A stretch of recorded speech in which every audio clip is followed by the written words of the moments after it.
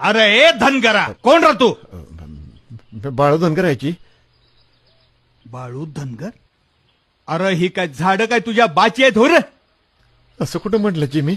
मग कोणाच्या परवानगीनं तू हे सगळी झाडं बेंदलीस? परवानगी तर घेतली नाही जी मी. हा माझं रागडं नुकसान केलंयस तू.